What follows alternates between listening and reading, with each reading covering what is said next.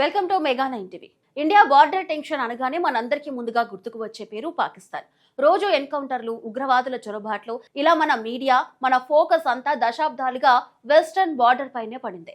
కానీ Indian army వేసే master sketch దానికి భిన్నంగా ఉంటుంది. దేశ భద్రతకు సంబంధించి మన ఆర్మీ ఫోకస్ స్ట్రాటజీ మొత్తం మారిపోయిందని, మన అసలైన టార్గెట్ పాకిస్తాన్ కాదు చైనానే అని ఇండియన్ ఆర్మీ మాజీ chief retired general MM Naravane సంచలన వ్యాఖ్యలు చేశారు. న్యూఢిల్లీలో జరిగిన ఒక పుస్తక ఆవిష్కరణ కార్యక్రమంలో పాల్గొన్న ఆయన రాబోయే సంవత్సరాల్లో భారతదేశానికి చైనానే ప్రధాన పోటీదారు అని కుండబద్దలు కొట్టారు. వాస్తవానికి 2020లో గాల్వాన్ లోయలో చైనాతో భయంకరమైన ఘర్షణలు జరిగినప్పుడు ఇండియన్ ఆర్మీకి నేతృత్వం వహించింది ఈయనే. అలాంటి అనుభవం ఉన్న జనరల్ ఇప్పుడు చైనానే మన శత్రువు అని ఎందుకు అన్నారు? పాకిస్తాన్ అనేది కేవలం ఒక ఉగ్రవాద ముప్పు మాత్రమేనా? ఈ రెండు దేశాలతో ఇండియన్ ఆర్మీ స్ట్రాటజీ ఏంటి?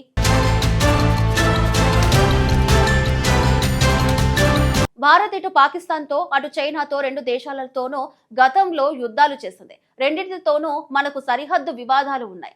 కానీ ఈ రెండు దేశాల ముప్పు అనేది పూర్తిగా డిఫరెంట్ బాల్ గేమ్ అని నరవనే స్పష్టం చేశారు. పాకిస్తాన్ అనేది నిరంతరం ఉగ్రవాదాన్ని పెంచి పోషించటం వల్లే మన దృష్టి అటువైపు మళ్ళింది. కానీ లాంగ్ టర్మ్ లో చూసుకుంటే రాబోయే సంవత్సరాల్లో మనకు అసలైన సవాల్ విసిరేది మాత్రం చైనానే అని ఆయన తేల్చి చెప్పారు. పాకిస్తాన్ అనేది కేవలం బార్డర్ లో డిస్టర్బెన్స్ క్రియేట్ చేసే దేశం అయితే, చైనా అనేది గ్లోబల్ స్థాయిలో మనల్ని ఢీకొట్టే ఒక మహాశక్తి అని పరోక్షంగా ఆయన ఈ వ్యాఖ్యల ద్వారా ఇండియన్ ఆర్మీ ప్లానింగ్ ను బట్టబయలు చేశారు.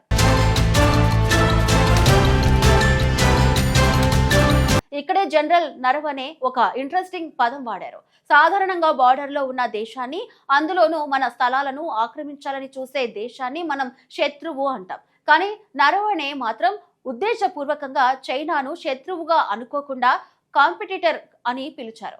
ఎందుకు ఒక జనరల్ స్థాయి వ్యక్తి ఎందుకు ఇంత క్యాలిక్యులేటెడ్ గా మాట్లాడతారు అంటే, ఒక దేశాన్ని శత్రువుగా ముద్ర వేస్తే కేవలం మిలిటరీ కోణంలోనే చూస్తాం. కానీ చైనా అలా కాదు. చైనా మనకు రాజకీయ, ఆర్థిక, వాణిజ్య, మిలిటరీ ఇలా అన్ని రంగాల్లోనూ ఒక ప్రధాన పోటీదారుగా మారబోతుంది అని నరవనే విశ్లేషించారు. ఇరు దేశాల మధ్య లక్షల కోట్ల రూపాయల వాణిజ్యం నడుస్తుంది. అంతర్జాతీయ వేదికలపై రెండు దేశాలు గ్లోబల్ లీడర్షిప్ కోసం పోటీ పడుతున్నాయి. ఎప్పుడైతే ఇలాంటి ఆధిపత్య పోరు ఉంటుందో అక్కడ ఖచ్చితంగా చిన్న చిన్న ఘర్షణలు వస్తూనే ఉంటాయని ఆయన ఒక ప్రాక్టికల్ వాస్తవాన్ని కుండబద్దలు కొట్టారు. చైనాను కేవలం తుపాకులతోనే కాదు, వ్యాపారం, టెక్నాలజీ, డిప్లొమాసీతోనూ డీల్ చేయాలన్నది ఈ మాస్టర్ స్కెచ్ వెనుక ఉన్న అసలు ఉద్దేశం.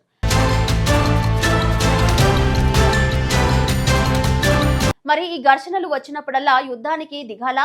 సరిగ్గా ఈ పాయింట్ దగ్గరే ఒక ఆర్మీ చీఫ్ కు ఉండాల్సిన అసలైన మెచ్యూరిటీని ఆయన చూపించారు. యుద్ధం అనేది దేశాలను దశాబ్దాల వెనక్కి నెట్టేస్తుంది. అందుకే చైనాతో సమస్యను పరిష్కరించుకోవడానికి నరవనే సూచించిన ఆ ఇంటర్నేషనల్ డెడ్లీ రూల్ ఏంటంటే, ఏ దేశంతోనైనా ఘర్షణ తలెత్తినప్పుడు దానిని దౌత్యపరమైన చర్చలు, డైలాగ్స్ ద్వారానే పరిష్కరించుకోవాలని జనరల్ నరవనే ఉద్ఘాటించారు. బలప్రయోగం అనేది ఎప్పుడు మన చివరి ఆప్షన్ గానే ఉండాలన్నారు.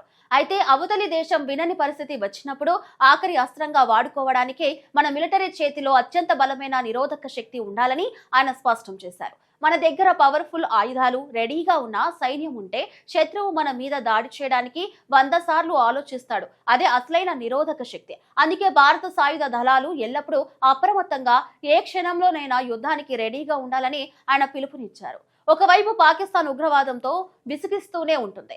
దాన్ని అణిచివేస్తూనే మరోవైపు మనకంటే ఆర్థికంగా, సైనికంగా బలంగా ఉన్న చైనాను ఢీకొట్టడానికి ఇండియా ఒక పక్క మాస్టర్ ప్లాన్ తో ముందుకు వెళ్తుంది.